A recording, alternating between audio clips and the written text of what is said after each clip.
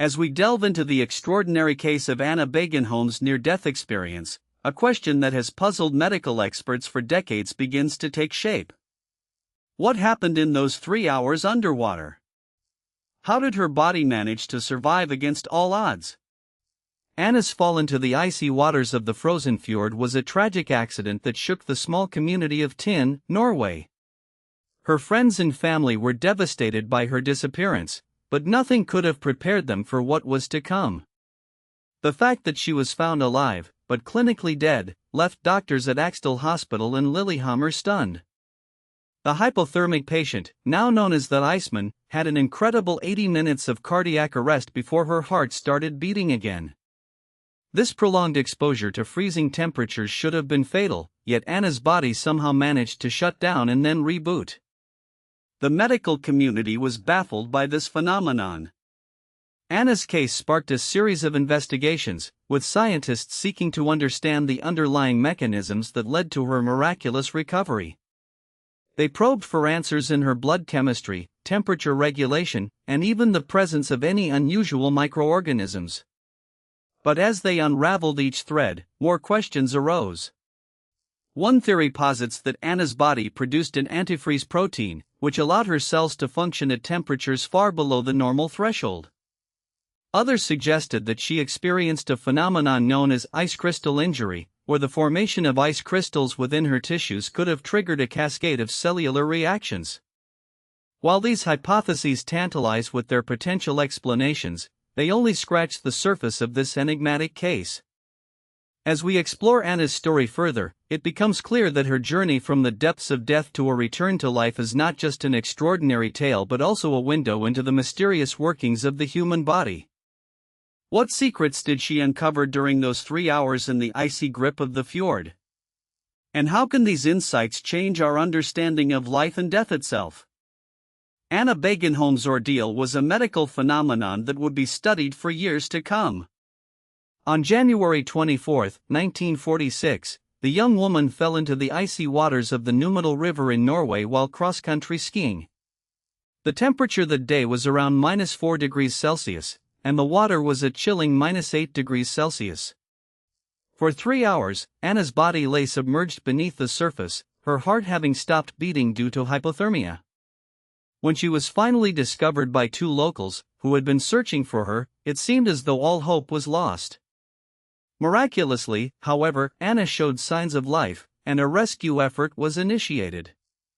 Anna was rushed to the nearby hospital in Østfold, where doctors immediately began administering oxygen and attempting to revive her. Dr. Knut Helle, one of the attending physicians, would later recall that Anna's heart had stopped beating for an extended period, and it seemed unlikely she would survive. Despite this dire prognosis, Anna's body showed a remarkable resilience in the face of extreme cold. Her core temperature was recorded at 13.7 degrees Celsius, making her one of the few documented cases where hypothermia has been reversed after such prolonged exposure to icy water. The exact mechanisms behind Anna's survival remain unclear, but researchers have proposed several theories, including the possibility that her body may have entered a state of suspended animation. The case of Anna Bågenholm raised fundamental questions about the human body's capacity for resilience in extreme conditions and sparked intense interest among medical professionals worldwide. Her recovery would go on to inspire numerous studies on hypothermia and its treatment, shedding new light on this complex and often misunderstood phenomenon. The miraculous survival of Anna Bågenholm sparked a flurry of medical attention as she was rushed to the hospital. Dr. Torgeir Linger, the attending physician, was astonished by her condition. Despite being submerged in icy waters for nearly 3 hours, her core body temperature had plummeted to just 13.7 degrees Celsius (56.7 degrees Fahrenheit), a state known as hypothermic coma. Further examination revealed that Anna's brain had suffered significant damage due to lack of oxygen. Her pupils were dilated, and she exhibited no signs of responsiveness. The prognosis was grim. The medical team feared the worst for the young woman's chances of survival. However, in a stunning turn of events, Anna began to show slight improvements. She started to breathe on her own, albeit shallowly, and her body temperature gradually rose. This was an extraordinary development, as hypothermic patients typically exhibit no signs of recovery until they've warmed up significantly. The medical team's curiosity piqued. Dr. Goerlinger opted for a more unconventional approach. He administered a series of tests to assess Anna's neurological function, including checking her reflexes and response to stimuli. The results were nothing short of remarkable. Anna responded to certain stimuli, albeit feebly, suggesting that some areas of her brain remained functional. The medical team's attention was also drawn to Anna's cardiac activity. Despite being submerged for an extended period, her heart rate had not dropped significantly, a phenomenon known as cold diuresis. This unusual response has been observed in only a handful of cases worldwide and is still poorly understood by the scientific community. Dr. Goerlinger's decision to deviate from standard hypothermic treatment protocols proved prescient. As Anna continued to show incremental improvements, he realized that her case might hold valuable insights into human physiology under extreme conditions. The extraordinary case of Anna Bågenholm has left scientists and medical professionals bewildered. The fact that she was submerged in icy waters for 3 hours, a period that is normally fatal, raises fundamental questions about the limits of human resilience. Studies have shown that when the body temperature drops below 27 degrees Celsius (80 degrees Fahrenheit), cellular functions begin to slow down significantly, leading to organ failure and eventually death. Given that Bågenholm's body was in contact with water at approximately -1 degrees Celsius (30 degrees Fahrenheit) for an extended period, it is astonishing that she did not succumb to hypothermia. One theory behind her survival is the concept of rewarming. When a person experiences cardiac arrest due to hypothermia, their heart can remain dormant for a certain period. In Bågenholm's case, medical staff reported that her heart had stopped beating, yet when it restarted after rewarming, she showed no signs of brain damage or long-term harm. The implications of this case are far-reaching. Researchers have been attempting to understand the mechanisms behind human survival in extreme conditions for decades. If Bågenholm's body was able to withstand such an ordeal without sustaining significant damage, what does that say about the human physiology?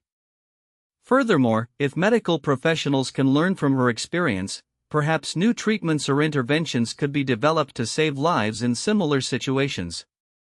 For instance, studies have shown that rewarming techniques, such as peritoneal lavage and extracorporeal membrane oxygenation (ECMO), can be effective in treating patients with cardiac arrest. The case of Anna Bågenholm is a powerful reminder of the complexities and mysteries of human biology. Her survival against all odds has opened new avenues for research into the nature of hypothermia, cardiac arrest, and rewarming procedures. As scientists continue to unravel the secrets behind her extraordinary story, they may uncover groundbreaking insights that revolutionize our understanding of life and death itself. As Anna Bågenholm's body was pulled from the icy waters, she was immediately taken to a nearby hospital in Stryn, Norway. The initial prognosis was grim. Hypothermia had set in, and her core temperature was recorded at just 13.7 degrees Celsius, a potentially fatal level of cold shock. The medical team at the hospital quickly sprang into action, administering warm fluids and oxygen to try and stabilize Anna's condition. But as the hours ticked by, it became clear that something extraordinary was taking place. Despite the severity of her hypothermia, Anna began to show signs of improvement. At 3:30 p.m. on January 24, a full 3 hours after she had first been submerged in the icy waters, Anna's core temperature finally began to rise. This was a critical moment, as it marked the point at which her body would begin to produce its own heat, a crucial step towards recovery. The doctors at Stryn Hospital were stunned by Anna's progress, and they worked tirelessly to support her fragile state. As her condition continued to improve, they began to run tests to understand just what had happened, how someone could survive for so long in such extreme cold. It was here that the team stumbled upon something truly remarkable, a unique physiological adaptation that would go on to fascinate scientists and medical professionals around the world. It seemed that Anna's body had somehow managed to tap into an inner reserve of energy, generating heat from within her own tissues to sustain herself against the ravages of hypothermia.